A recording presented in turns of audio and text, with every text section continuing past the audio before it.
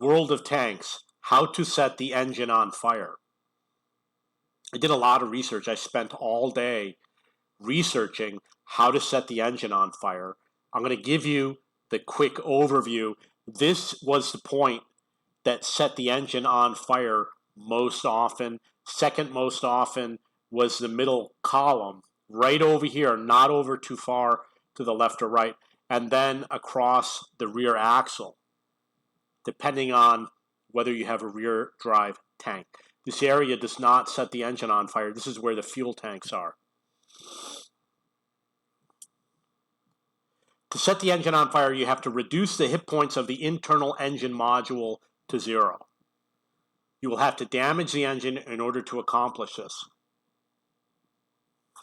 This is the rear armor, and if you penetrate the rear armor, there's an engine behind it which has its own hit points, and you have to damage that also and bring its hit points down to 0 for a chance to set the engine on fire.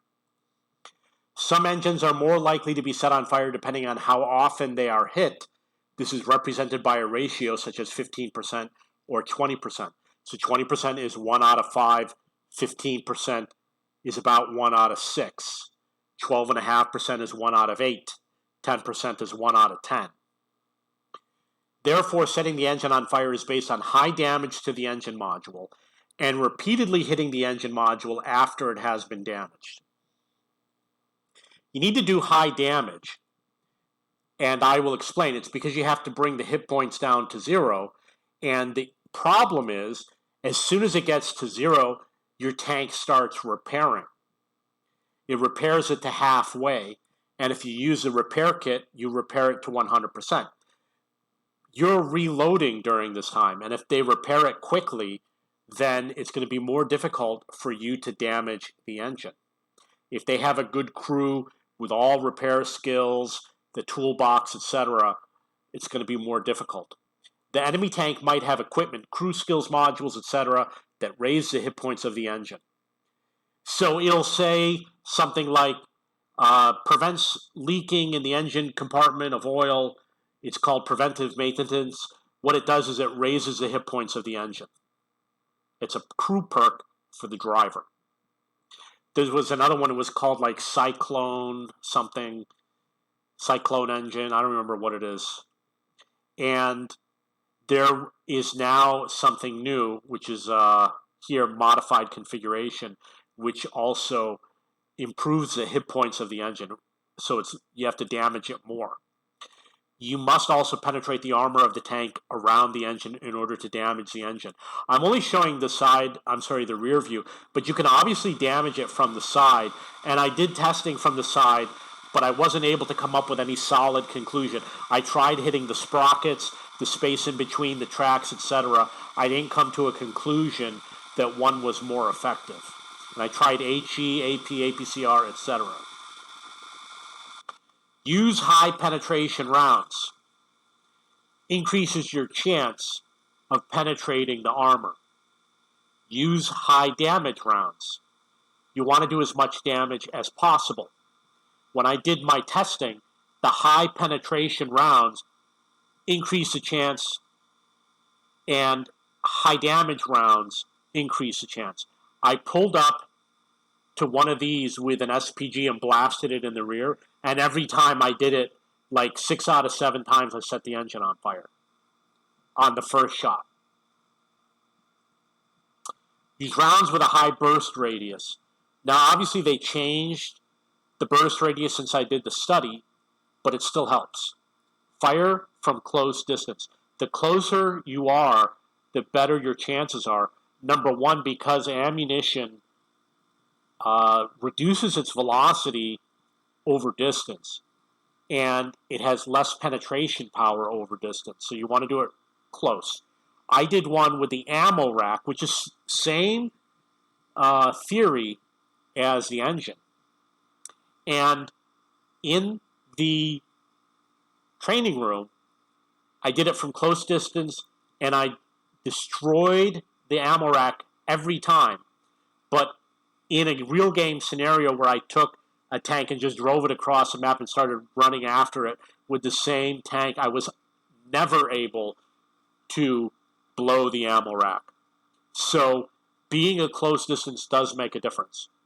Fire quickly before the enemy can repair the engine, which starts immediately and automatically. You have a crew, and even if you don't have the repair skill, anything that is damaged that's an internal module starts the repair immediately, and it repairs to 50%. While you're reloading, he's repairing it to 50%. If he's got repair skills, BIA, etc., vents, he's going to repair it faster. And you might be in the situation where you have to start all over again, especially if he uses a repair kit and he repairs the engine. So it's better to go after a stock tank. The only way to know if a tank is stock is if you can identify gun barrels, which some players, obviously, who are really good, know the gun barrels and some don't. Aim for the, or in some cases, turrets. Sometimes you get a completely different looking turret. Aim for the middle of the tank near the axle on the lower part of the armor, otherwise the middle column vertically. This is where you want to aim along the axle. I tested it. It was more than this vertical part. The vertical part was second. This part was third. This part never. This part was probably fourth. And I tested from the side. I was able to detonate the engine on the side also. But you don't know if you have to hit low or high. I didn't really test it enough. You notice over here you got lights. You got what looks like a toolbox. There's another box over here that might have a lever on it. There's lights, a hook. This looks like a, I know the word, it's a cover with a hinge, maybe to put the gas in, I don't know. These are tracks. These are the links for the tracks, and these are hooks. And this over here looks like some sort of a hook. The toolbox is external, the lights are external. These tracks are external. This probably has an opening under the hatch. The hatch is the word I was looking for. And this might be external. This one likely has an opening, which means if you penetrate it, it probably has weaker armor. And the reason why it has weaker armor is because you're more likely to hit this big plate. So they use stronger armor for the big plates. And when they make the smaller plates, they use weaker armor. So that might be easier to penetrate right there. Look for the little things that you think might have a hole behind it. This light only needs a little electrical wire to go through the armor, so the hole's not big enough for you to penetrate.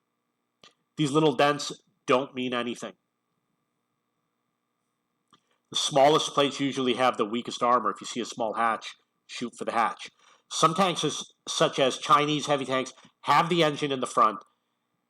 They're going to set on fire often, so you should get preventative maintenance on your driver.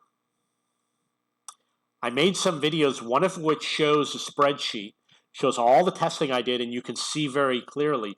You can go to cheapbooks.cc and search for engine, and you can see the links, and you can see my spreadsheet and all the testing I did. It took me like 8 hours to do the testing. After exhaustive testing, I determined the best way to set the engine is to fire at the center of the axle. The second best is the middle from top to bottom. I must have fired 400 or 500 rounds at rears of tanks to come to that conclusion. And then I tested it 3 times. And I might have tested it with different ammo, different vehicles, etc., different distances. Modified configuration. Plus 100% to ammo rack, fuel tank, and engine durability. You might want to use this on Chinese tanks. Minus 65% to the chance of engine fire. It's not additive with 20% chance of engine fire. They reduce the 65 from the 20%. So if 20% means, let's do 50%, 50% of 20% is 10%. So that's what it is. If you use the automatic fire extinguisher, you get plus 10% to fire protection.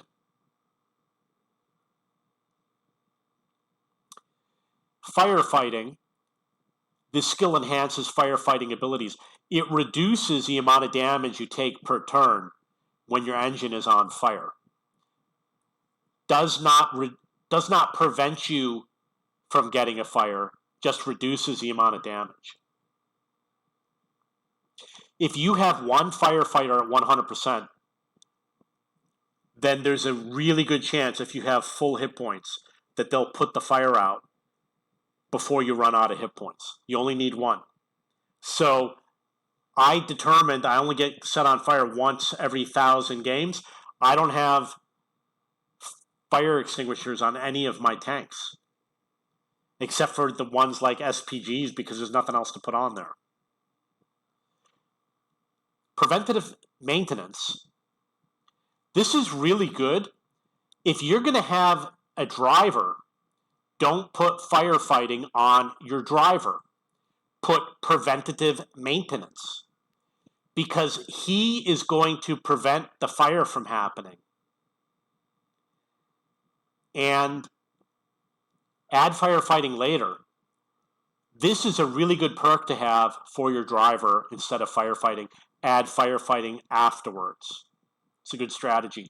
Repairs will help protect your engine because it will repair your engine faster. So when it gets down to 0 hit points, they're going to start repairing and get those numbers to climb again while the enemy is reloading. If there's multiple tanks firing at you, you might have a problem. But it will protect your engine from catching fire. Preventative maintenance adds hit points to your engine module. So if your engine module might be 100 hit points, this might make it 120 hit points. That's what it does. What it technically does is add to the number of hit points. Same with the durability.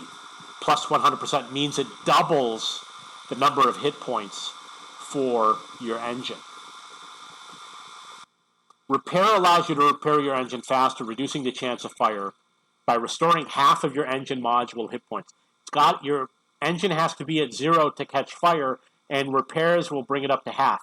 So if you have 100 and you bring it down to 0, this is going to bring it up to 50 as quickly as possible. But you can still take the 50 down to 0 and it still might catch fire. If it only goes down to 1, it will never catch fire. But if you bring it down to 0, there's a chance, 15% chance it'll catch fire. Okay, so that's my advice. Go to cheapbooks.cc and look for engine. If it's long after October 2022, I might have a lot more tips. And plus, you'll see the links for my other videos related to the crew skills and videos about setting the engine on fire. Don't forget to go to video-games, plural, -news.com and WOT.video-games-news.com, all World of Tanks videos. And if you buy textbooks, go to cheapbooks.com to buy your textbooks. I am the owner of cheapbooks.com since 1997. If you have any questions or comments, please post below.